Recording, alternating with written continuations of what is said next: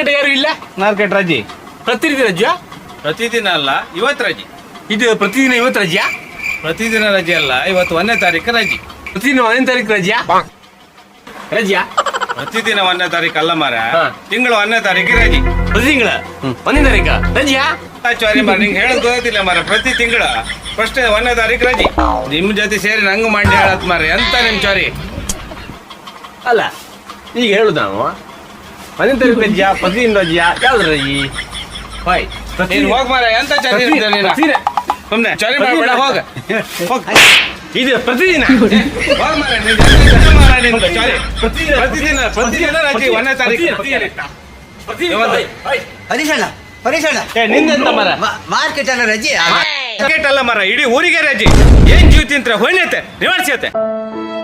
Market ರಜೆ ಅಂತ ಕೇಳ್ರೆ ಈ ರೀತಿ ಬೈತ್ರಲ್ಲ, ಎಂತ ಐತಿ ಇವರಿಗೆ?